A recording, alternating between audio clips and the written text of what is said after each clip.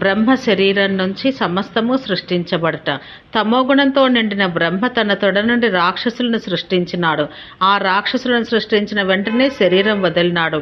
అదియే చీకటి రూపమైన రాత్రి భాగమైంది. ఆ తర్వాత సత్వగుణంతో కూడి తన ముఖం నుండి దేవతలను సృష్టించినాడు. తర్వాత ఆ శరీరాన్ని కూడా వదిలివేయగా అది పగటిపూట అయింది. అంతటా ఆ బ్రహ్మదేవుడు మరొక సత్వగుణ మూలకమైన శరీరాన్ని ధరించినాడు. ఆ శరీరంతో పితృదేవతలను సృష్టించినాడు. ఆ శరీరాన్ని కూడా వదిలివేసినంతలోనే సంధ్యా సమయమైంది.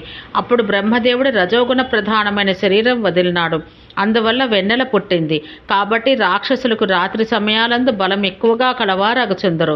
మానవులకు ఉదయకాలమందు మంత్రశక్తి అధికంగా ఉంటుంది. అందువల్ల మానవులు ఉదయంలందు, దానవులు రాత్రి యందు శత్రు సంహారం చేయగలరు. తర్వాత బ్రహ్మదేవుని యొక్క అన్ని అవయవాల నుండి యక్షులు, కిన్నరులు, గంధర్వులు, అప్సరసులు, పశువులు, పక్షులు, మృగాలు, ఓషధులు, లతలు, చరాచర భూతజాలమంతా పుట్టింది.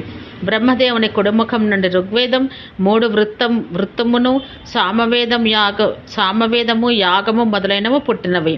ఎడముఖం నుండి యజ్ఞశ్రౌతములు, త్రిష్టువు, ఛందము, పంచదశ స్తోమము, బృహత్ సామవేదము మొదలైనవి పుట్టినవి. పడమర ముఖం నుండి సామవేదమంతా, జగతీ ఛందం, సప్తదశ స్తోమం, వైరూపం మొదలైనవి పుట్టినవి. బ్రహ్మదేవుని యొక్క ఉత్తరముఖం నుంచి 21 అధర్వణ వేదాలు, నాపో, ఓష్ట్రర్యాం, అనుష్టుప్ ఛందులు అన్నీ వైరాజము మొదలైనవి పుట్టినవి. కాబట్టి బ్రహ్మ యొక్క శరీరం నుంచి సమస్తమైన స్థూల, సూక్ష్మ, స్థావర జంగమాలు అనురూప వికారాలను, అందుకు ఆచరించవలసిన అవరోధ క్రమాలు పుట్టి వెనుకటి కల్పం వలనే సరసము, విరసము గల గుణాలు కలిగి వాటిని అనుసరించి వర్ధిల్లినవి.